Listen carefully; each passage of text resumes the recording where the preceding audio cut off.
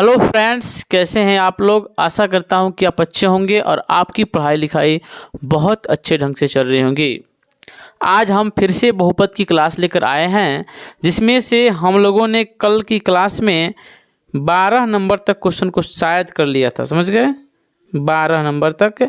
आज हम 13 number question से करने वाले हैं, तो आप जल्दी से तैयार होकर बैठ जाइए और क्वेश्चन की ओर हम चलते हैं। आपको क्वेश्चन बोर्ड पे दिखाई पड़ रहा होगा। देखिए 13 नंबर क्वेश्चन है कि द्विघात बहुपद वाई स्क्वायर अब प्लस में क्या है 16y अब प्लस में 55। Y square plus 16y, y square plus में कितना है 16y अब प्लस में कितना है 55 निकालना है। इसका पहले गुणनखंड तोड़ेंगे। क्या करेंगे? गुणनखंड तोड़ेंगे। गुणनखंड तोड़ने का एक नियम आप याद रखिएगा। ये दोनों अंतिम वाले जो अंक है वाई स्क्वायर 55 है, दोनों को गुणा कर लेंगे तो 55 वाई स्क्वायर हो गया 55 वाई स्क्वायर। अब इसको ऐसे तोड़ेंगे कि तोड़ने के बाद उसको जोड़ा जाए या फिर उसको घटाया जाए तो 16 वाई आ जाए। तो देखिए इसको तोड़ेंगे कैसे, 11 × 55 होता है ना, तो 11 वाई और 5 वाई में तोड़ देंगे। देखिए 11 वाई और 5 वाई को जोड़ेंगे तो कितना होगा 11 5 16 वाई 16 वाई। उसी प्रकार इसको तोड़ेंगे। देखिए कैसे, अब इसको करेंगे 11 वाई अब प्लस में 16 वाई अब प्लस में 55 जोड़ कर देखिए 11 वाई अब प्लस 16 वाई कितना हो गया, सॉरी 5 वाई, यहाँ पे 11 5 16 वाई हो गया।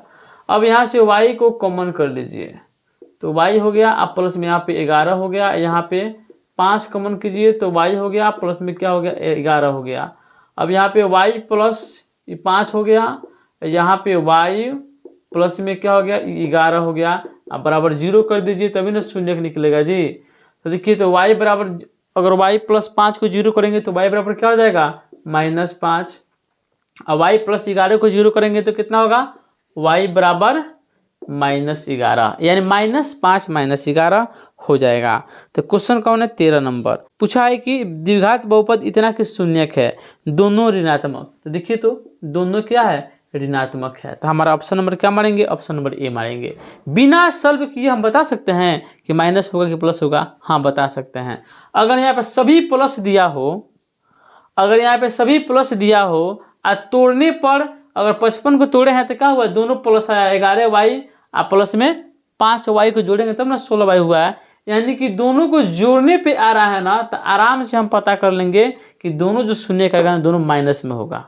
उसके बाद देखिए अगला क्वेश्चन सॉल्व करते हैं 14 नंबर। यदि बहुपद 2y स्क्वायर प्लस 5 यानी 5x माइनस के, जबरदस्त क्वेश्चन है, इस पे थोड़ा ध्यान दीजिएगा। इस पे क्वेश्चन हमेशा एग्जाम पूछता है, जब पूछता है तो बच्चा कंफ्यूज करता है, हमेशा कंफ्यूज करता है। तो आइए यहाँ पे बताते हैं। देखिए 2x स्क्वायर प्लस में 5x माइनस में क्या है k, है ना। कह रहा है कि शून्यक एक दूसरे के उल्टा हो, व्युत्क्रम हो। तो मान लीजिए मानते हैं कि शून्यक एगो अल्फा है तो एगो 1/α है, उल्टा हो गया। लेकिन हमें क्या करना है कि k का मान निकालना है, तो ऐसा सूत्र का प्रयोग करेंगे जहां पे k फंसता हो। तो आप जानते हैं ना कि अल्फा इंटू बीटा बराबर क्या होता है c/e होता है, तो c k है, फंस गया ना। अब अल्फा इंटू बीटा, अल्फा का मान क्या माना है अल्फा, अब बीटा का मान क्या माना है 1/α, ठीक है। और c क्या है -k, और a क्या है 2, अल्फा से अल्फा कैंसिल, 1 बराबर -k/2। इसलिए क्या करेंगे k बराबर क्या हो जाएगा, इधर क्रॉस मल्टीप्लाई होगा तो 2 हो जाएगा, अब माइनस आएगा तो -2, यानी k बराबर -2 हो गया। आपका ऑप्शन नंबर कौन सा सही हो जाएगा, ऑप्शन नंबर बी सही हो गया, ठीक है ना।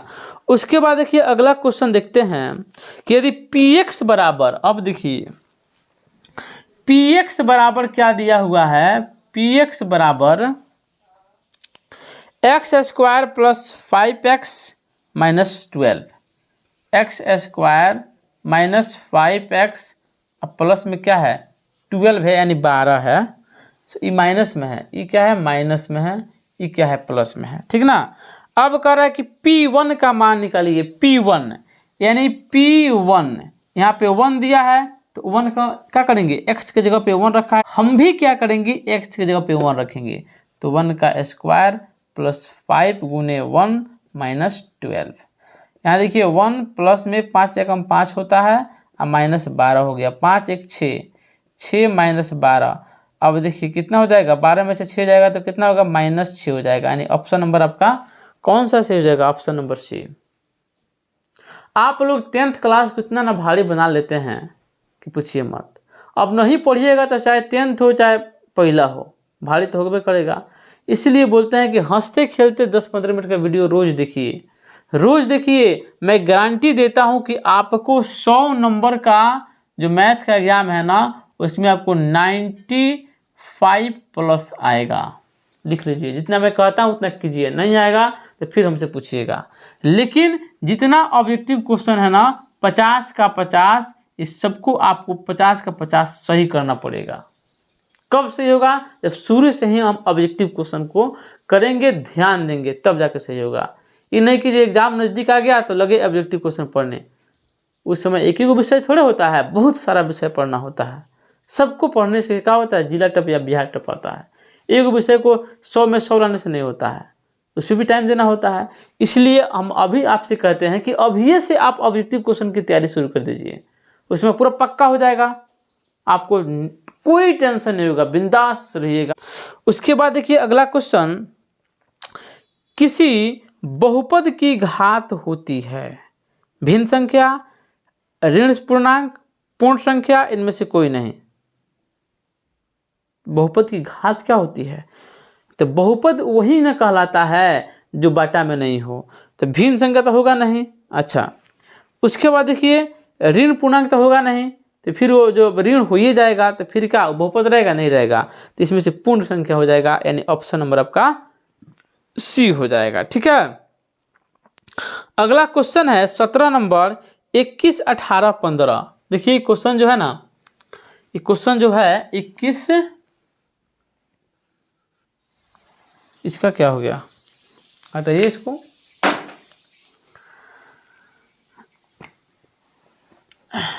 इक्कीस 18 15।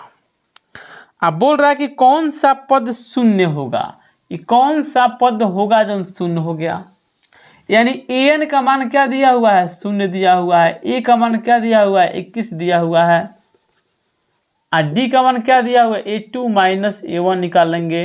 अब आप कहिएगा कि सॉरी क्या कर रहे हैं आप,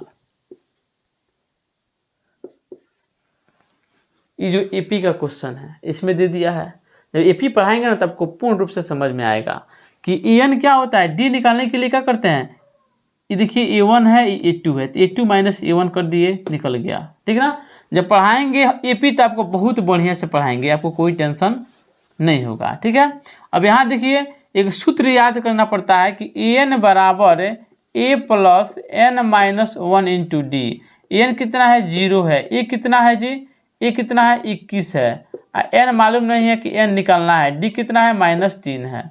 अब क्या करेंगे, 2 को इधर भेज देंगे तो कितना हो जाएगा -21 हो जाएगा, और 3 से गुना कराएंगे तो -3n और माइनस माइनस +3, 3 को इधर भेजिए कितना हो जाएगा -3n इज बराबर करेंगे और 3 को उधर भेजेंगे तो 21 था -21, आई 3 उधर गया तो -3 हो गया, तो 21 3 कितना होता है 24, तो माइनस कितना हो गया 24। ठीक है ना, अब देखिए माइनस से माइनस कैंसिल, 3 से कटाएंगे 3 और 8 24, यानी n बराबर कितना हो गया आपको 8 हो गया, तो इसका 8वां पद हो जाएगा, यानी ऑप्शन नंबर बी हो जाएगा।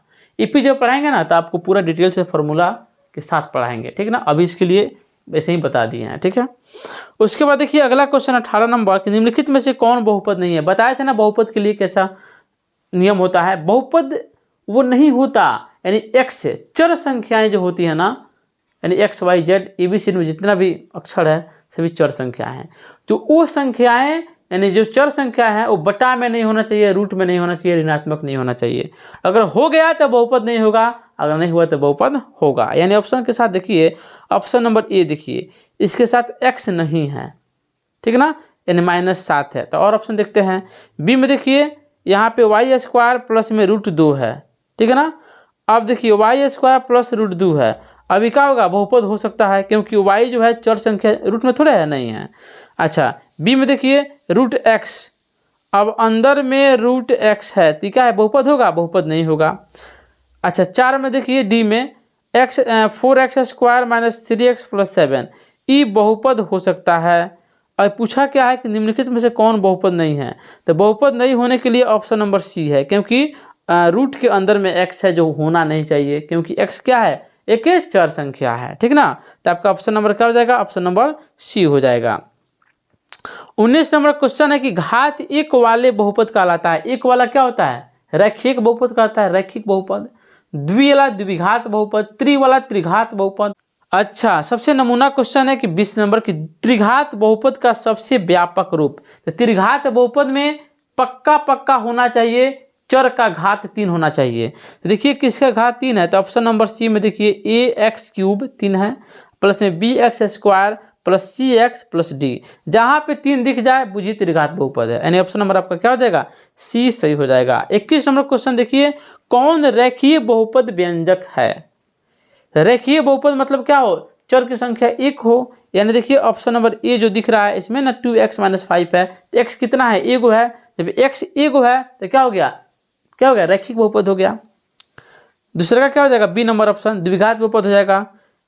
अब देखिए बहुपद नहीं होगा, द्विघात बहुपद भी नहीं होगा, क्योंकि 1/x दिया हुआ है, जो चर संख्या है वो बटा में है, तो बहुपद होगा, नहीं होगा। ऑप्शन नंबर सी देखिए, ये द्विघात बहुपद हो जाएगा। ऑप्शन नंबर डी देखिए, इस 7 दिया है तो कौन, तो सप्तम घात होगा का जी, तो ये भी मतलब द्विघात बहुपद नहीं होकर ये 7 वाला घात हो जाएगा, मतलब ये बहुपद होगा। लेकिन हमें रैखिक बहुपद निकालना है तो ऑप्शन नंबर ए की हो जाएंगे, क्योंकि 2x - 5 क्या है, रैखिक बहुपद है। उसके बाद देखते हैं 22 नंबर क्वेश्चन कि बहुपद 4x² - 4x + 1 के मूलों का गुणनफल होगा। बहुत ही शानदार जानदार क्वेश्चन है, थोड़ा ध्यान दीजिएगा। देखिए किधर गए हम, 4x² - 4x प्लस में क्या है 1 दिया हुआ है, मूलों का गुणनफल। तो गुणनफल क्या होता है, अल्फा इंटू बीटा बराबर क्या होता है, c/a होता है। तो c कितना है, 1 है, a कितना है, 4 है, यानी 1/4 कहाँ पे दिख रहा है आपको, सी नंबर ऑप्शन में, तो यही आपका आंसर हो जाएगा, ठीक है ना। बहुत ही मजेदार क्वेश्चन है। 23 नंबर क्वेश्चन है कि यदि बहुपद px = x² - 2x + 5, x² -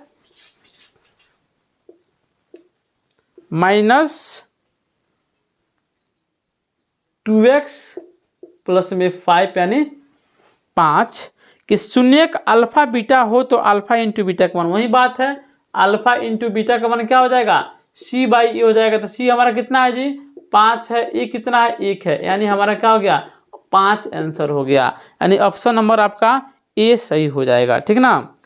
उसके बाद बात करते हैं, 23 नंबर हो गया, तो उसके बाद 24 नंबर की बात करते हैं कि एक द्विघात बहुपद के मूलों के योगफल, मूल का योगफल दिया हुआ है, ध्यान से सुनिएगा, ये अलग टाइप है। मूल का योगफल यानी अल्फा प्लस बीटा का मान दिया हुआ है, अल्फा इंटू बीटा का मान दिया हुआ है। तो अल्फा प्लस बीटा का मान कितना दिया हुआ है, 2 दिया हुआ है, अल्फा इंटू गुणनफल, अल्फा इंटू बीटा का मान कितना दिया हुआ है, 15 दिया हुआ है।